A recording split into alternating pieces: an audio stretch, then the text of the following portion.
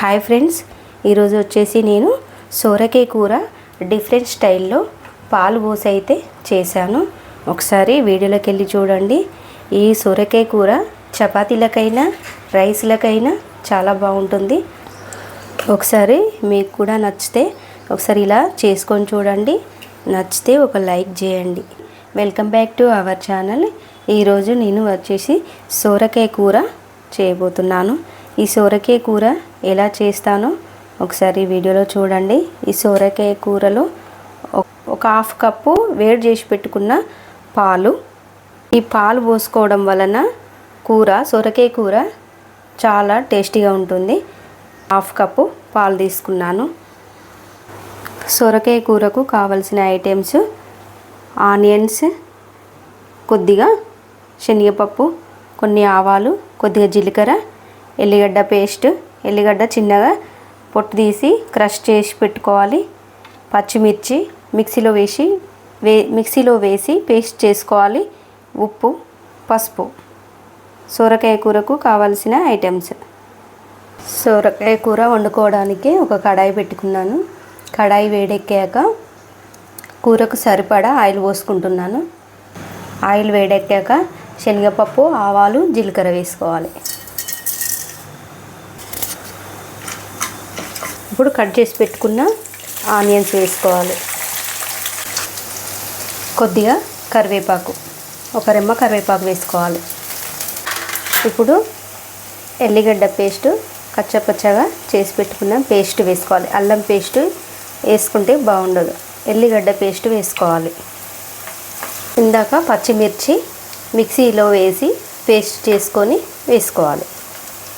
ఈ హాఫ్ సొరకాయ సొరకాయ ముక్క హాఫ్ తీసుకున్నాను. దానికి సరిపడా మిర్చి తీసుకొని పేస్ట్ చేసుకొని వేసుకుంటున్నాను. ఒక చిన్న స్పూను పసుపు. ఇప్పుడు చిన్నగా కట్ చేసి పెట్టుకున్న సొరకాయ ముక్కలు వేసుకోవాలి. ఇప్పుడు ఒకసారి ఇలా కలుపుకోవాలి. తగినంత ఉప్పు వేసుకోవాలి. ఒకసారి మంచిగా కలుపుకోవాలి. ఇప్పుడు ఉప్పు వేసుకోవడం వలన ఇందులో నుండి వాటర్ కంటెంట్ బయటకు వస్తుంది. అప్పుడు సొరకాయ ముక్కలు మెత్తగా ఉడికిపోతాయి. ఇప్పుడు స్టవ్ మీడియం ఫ్లేమ్లో పెట్టుకొని మూత పెట్టేసుకోవాలి. ఇప్పుడు ఒకసారి మధ్య మధ్యలో చూసుకోవాలి. చూడండి, వాటర్ అయితే ఎలా వచ్చినాయి చూడండి. ఈ విధంగా కొంచెం స్టవ్ మీడియం ఫ్లేమ్లో పెట్టుకోవాలి. ఇప్పుడు ఒకసారి 5 మినిట్స్ తర్వాత చూసుకొని ఒకసారి కలుపుకోవాలి. ఇప్పుడు సొరకాయ ముక్కలు మెత్తగా ఉడికినాయి.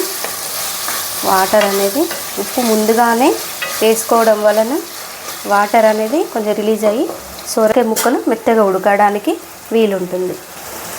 గోరువెచ్చని పాలు తీసుకున్నాను కదా, ఈ పాలు ఇప్పుడు ఇందులో పోసుకోవాలి.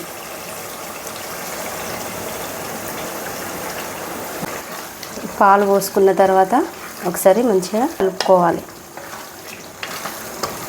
పాలు పోసుకోవడం వలన ఈ సొరకాయ కూర చాలా టేస్టీగా ఉంటుంది, చాలా రుచి ఉంటుంది, టేస్ట్ బాగుంటుంది.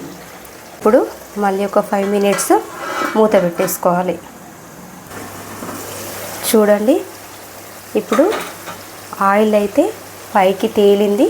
ఇప్పుడు సొరకాయ కూర ఆల్మోస్ట్ ఉడికిపోయినట్టే. చివరగా మీరు వేసుకొని స్టవ్ ఆఫ్ చేసుకోవడమే. అంతే అండి, సింపుల్గా సొరకాయ కూర రెడీ అయిపోతుంది. ఈ వీడియో కనుక నచ్చితే మీకు ఒక లైక్ చేసి షేర్ చేయండి, సబ్స్క్రైబ్ చేయండి. Thank you for watching video. ఇప్పుడు స్టవ్ ఆఫ్ చేసుకోవడమే.